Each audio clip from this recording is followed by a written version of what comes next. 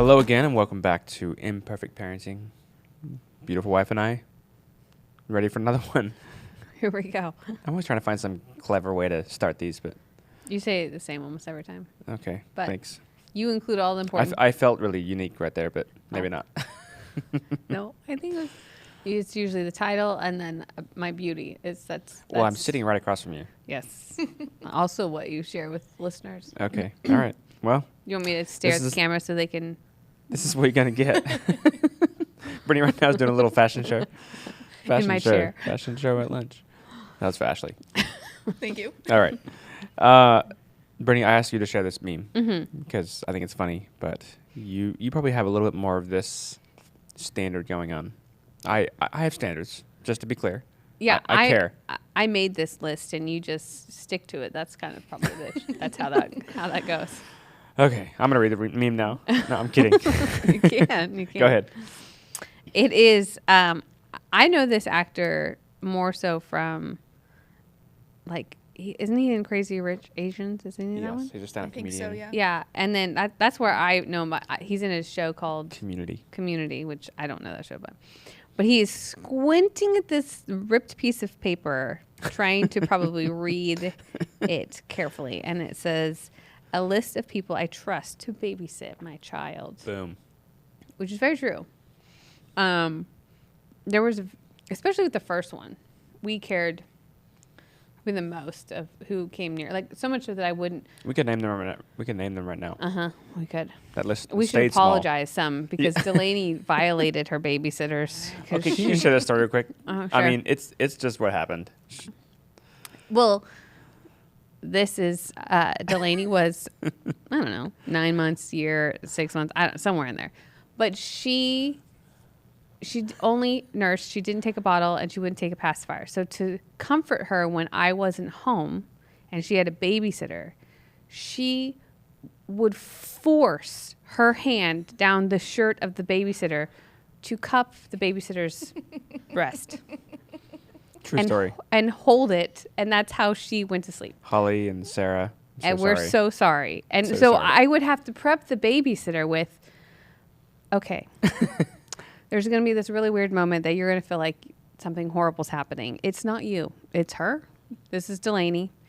And if you tell her no, she will smack you in the face and try and try and try and try. And she did. So I mean, she got a special bond with a few of those babysitters because she sure did. Once she hit one, she stopped kind of doing that because she stopped nursing. But until she stopped nursing, she would that was her emotional support blanket was the female anatomy up top. I think it's worse to say it like that. I'm sorry. I'm trying to make it G-rated. It's not really working.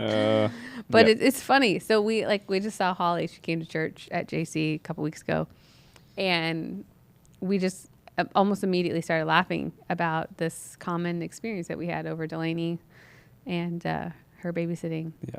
So, I mean, she did it to everyone. It was anyone that wasn't me. She did it to you. But you didn't. She was disappointed. Yeah, she didn't have much to go with there. So, anyways, it was just funny. Kids are funny. So we understand the small list because I had to be okay with the fact that was going to happen to you. The list did grow a little bit as more children came along. Like, I think maybe we got to know more people. We were a little more relaxed. I don't know. Well, I think we also started not everyone grabbed female anatomy. Yeah. Is that how we say this? That's what okay. It was just Delaney. Delaney was the one that did that until she was one.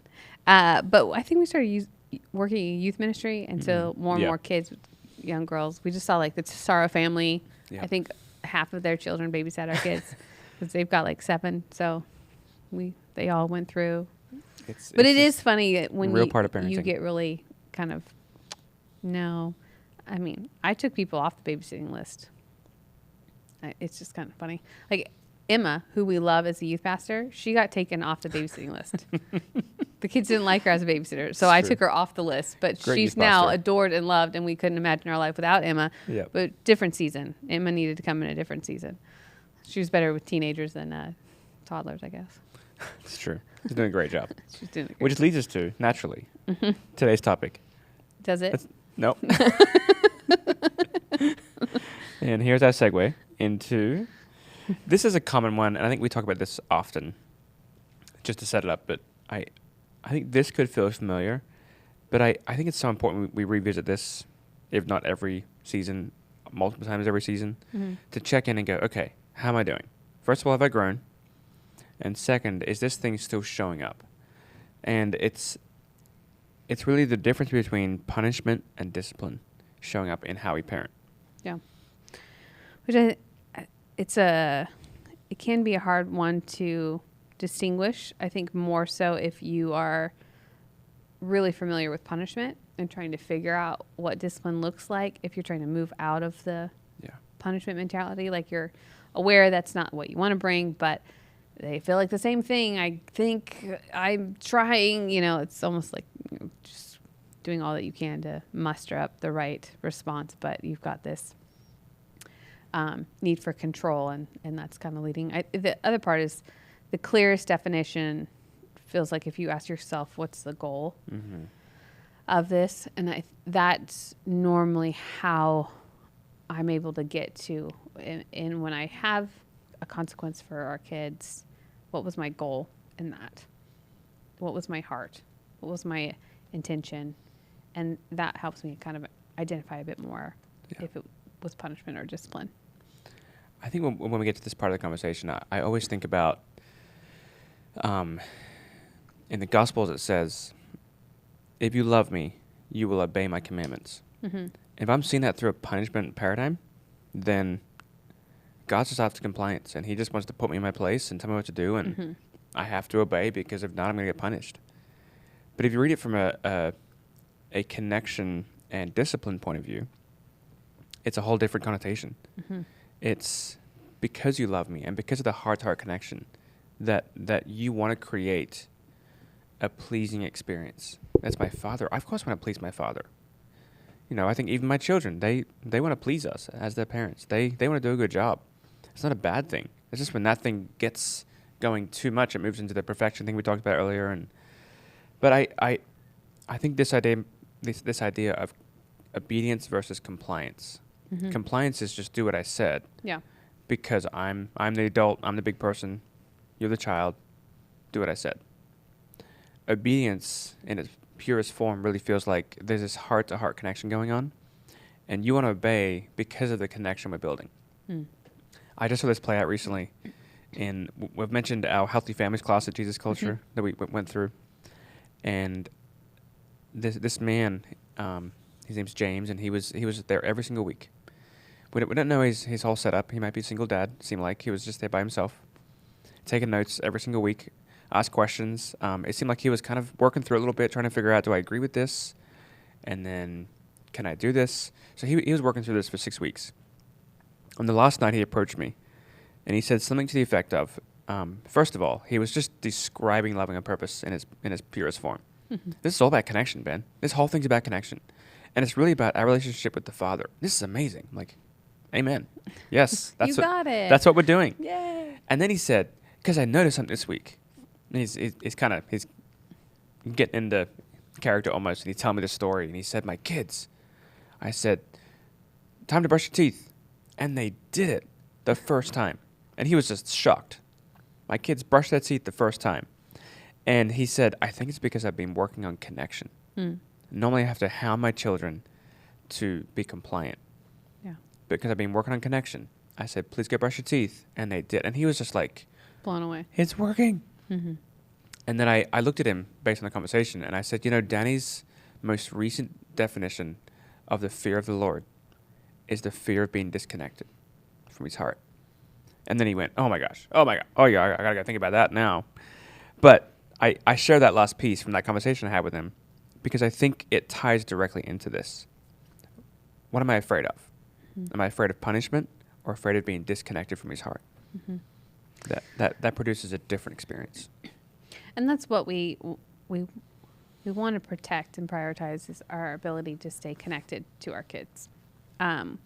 We want to create that safe space for them to fail. We want them to trust that when there's a consequence for their action, it's not because I want to punish you because I feel wrongfully accused or I want justice for you hitting your sibling. I'm trying to disciple you and to develop behavior that is part of the culture we want to see reflected in our home. So the more that I can prioritize connection, the more that I can get rid of my own mindset around punishment and increase that I'm doing a really good job of having discipline be kind of a core place of, we're walking through this together. You are not a victim to my order. That's why we use all the tools of empowerment, is because we're trying to empower them to be thinkers, problem solvers, to be aware of whose problem it is. So it's a process rather than, you're punished, you're bad. Shame comes in, all those places. And that's that at its core. The connection piece is really what we're trying to always protect as we discipline our kids and walk through it. Introducing the Mindset Tapestry, a game-changing way to boost your child's confidence and positivity. It's self-affirming mirror talk for kids, blending the affirmation tags and caregiver cards. It's easy to use and full of love. It strengthens the bonds between caregivers and children. I love their mission to raise a future generation of children to be authentic, purposeful, and to have a foundation of mental wellness throughout their development of their life and into adulthood. You can get a 10% discount by going to themindsettapestry.co and using the code Brittany10. That's BRITTNEY10 at checkout. So go ahead and head on over to the Mindset Tapestry and get your 10% off today by using the code Brittany10. Every age group is different. I think toddlers, we just get caught in the swirl of constant messes, which, we talked about that before, but there's just so many things left, right, back, front. Here we go again, one more time, and they are just in the land of learning. Like we need little bumper cars, they're just constantly going. And so if I have a punishment mentality, then I just become this bully to them, which teaches them to either be a bully or to allow someone to bully you. And so it starts really, really young, and it's parents that usually reflect this belief system that we put in our kids. And then as they get older, they start having more of an opinion. I say no, I say you can't, and then we really go after, okay, then I will beat this out of you with a spanking. And I would say this generation that we're looking at right now doesn't spank very much. That's because the generation before them, their parents spanked the heck out of them and used it as a tool to get what I want now. So we swing to the extremes of I won't enforce discipline in any measure of spanking. And then the next level of extremes are I won't put discipline in. I will just have a discussion around discipline, but I will never follow through with the discipline. That's where I think things have just gone a little awry. But the goal is how are you staying connected? How are you dealing with your version or mindset of punishment, and how is that showing up? And the simple things, like they loaded the dishwasher wrong. They, put their red basketball jersey in with your white towels from upstairs. How do you handle all those moments? Are you asking good questions? Because I think that discipline and discipleship are so hand in hand, and they're meant to be hand in hand, but they get removed from being hand in hand. Yeah. Discipline should be part of the maturity process. Punishment it's just to keep you afraid of me. Yeah. It's almost like intentionally stunting your growth. Yeah, totally.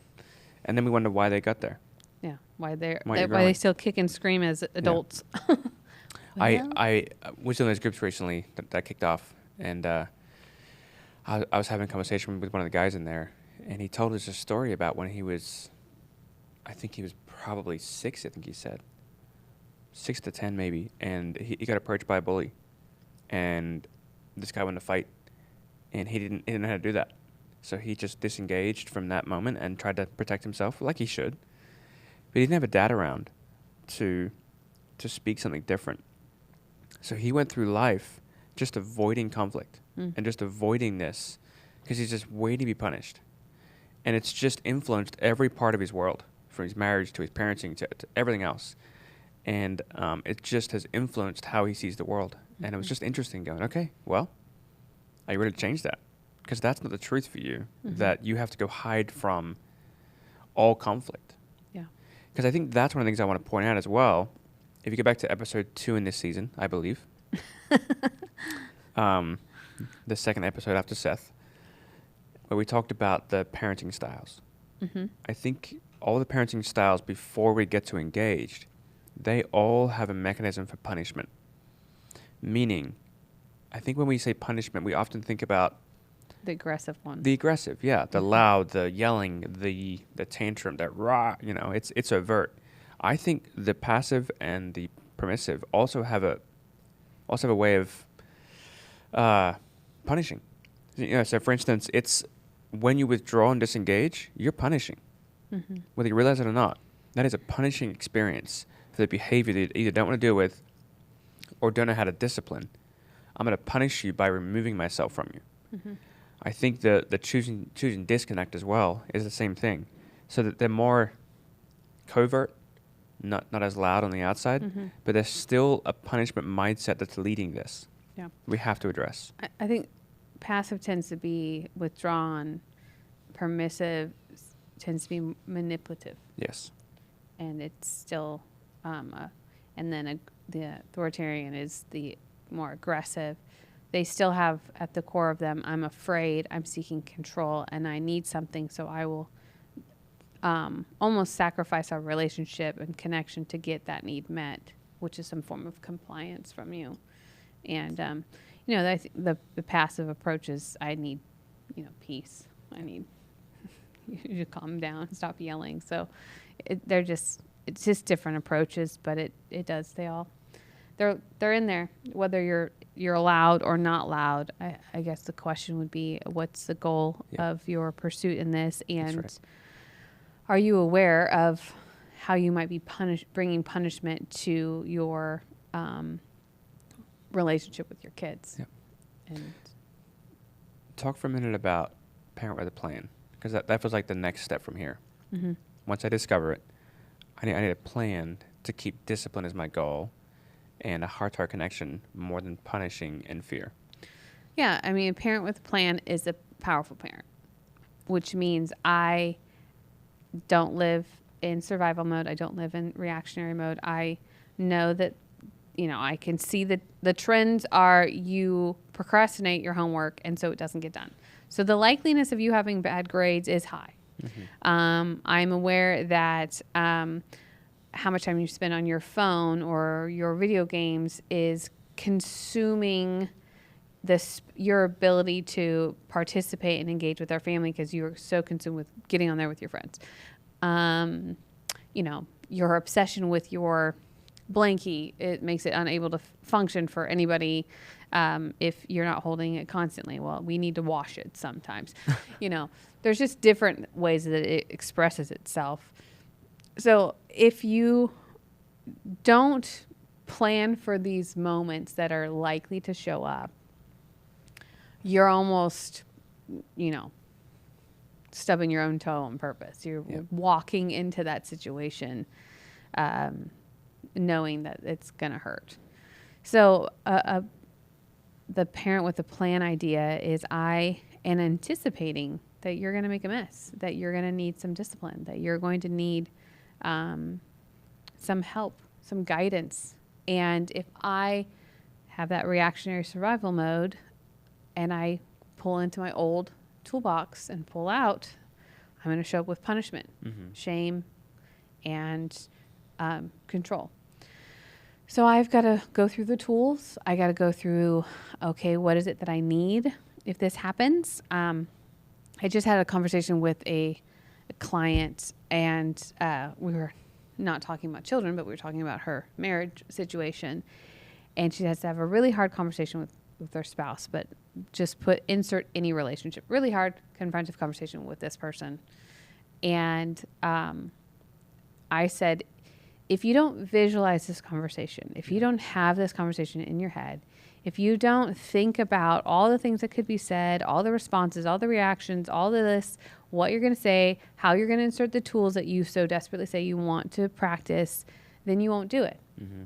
And you practicing it, I said, I do mine in the shower. I talk to myself in the shower a lot, and I will have conversations that starts when it's really tension. I'm talking out loud in the shower.